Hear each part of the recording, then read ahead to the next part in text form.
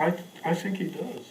I think he does do a lot of Storyboards? storyboards, I think so, yeah. So it sounds like improvisation, but I don't think that's not. It's the not word. It's not improvisation. improvisation. You actually got a very Well, structured. in the sense that, Are people You make playing the with best the words in the preparations for script? accidents to happen. Yeah, That's that's right. It's like, yeah, but if you don't know, like if for example, an actor I'm working with suddenly does something I didn't expect, and I've just prepared it, let's say, in the mirror, I'm gonna do this gesture, I'm gonna do this, and I'm gonna touch her in this way, or look at him, and they do something different, and you haven't really prepared your character, knowing how they behave in any circumstance, or imagining that, then you're gonna be frozen. You're gonna go, well, I don't know what to do, you just did something I didn't expect. And the same for directors. The director doesn't know his story, know his characters in a way that's almost like knowing a novel or a short story. You know, I mean, I think your approach is kind of literature-based. In other words, your movie, it has the tone and the rhythm of the story. You know, it's like literature. It's understanding, it's being able to read the script and understanding what it calls for in terms of the sound and the movement, and not enforcing, you know, the camera on that. Just, well, what is it about, you know? And I don't know. I think it's more fun to do it that way. Also, so Is we can do. Is it all of the actors and you, or are you working singly with the actors? I mean, it's the scene that we've just seen here, for instance, David. How would you have worked Or that with through? everybody, the kid, the guys in the background, everybody. Together, collectively? Well, we rehearse the scene. The whole thing is We rehearsed? rehearse the scene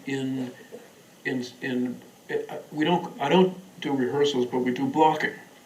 I was going to say, how physically, because for me, first it starts as a kind of sculpture in space it's like cubism, actually. I have to figure out where everybody is relative to everybody else, and then where the camera is, and they're all moving, including the camera. And when I first started to direct, that was the hardest part for me. It was not the dialogue or the emotion of the actors, but it was the space. It was dealing with the space and the three-dimensionality of it. That's why I'm not that interested in 3D movies, because for me it's always been 3D. I've always had to work with 3D, so it's not that different for me. But so yeah, we would block that scene. Where is everybody, and then where do they move, and how? And then only then do I decide how to shoot it. In other words, I don't know how I'm going to shoot it, and I don't know how we're going to work with the actors. But that's the thing, the actors have huge input at that point. And if you have storyboards, you're really cutting the actor out of that movement through space, because you're saying, no, you've got to stand there, then you've got to move there. and it takes a while to get comfortable with that and give a naturalistic performance if you're not convinced that that's where you would be standing, or you don't have any conversation. There's a recent shoot I did where the producers were constantly, there's a very limited schedule, and limited budget. And so they were always worried about us getting our day, which you're always worried about. It doesn't matter how big the movie is, I think. But they kept complaining about the fact that in the morning, when we started, or before we started any sequence, there'd be that conversation. It's like, well, this and that might go on for 45 minutes. Yeah. And you're not shooting, so. And you're not, and they're going crazy You're for not an really hour. moving, yeah.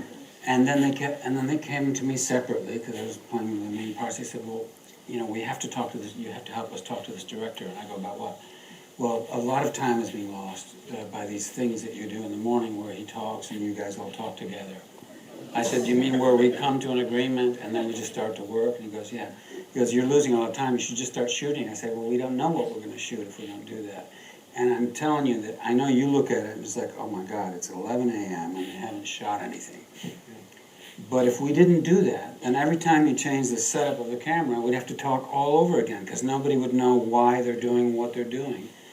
By doing that in the morning, or before that sequence is shot, I think you save a lot of time.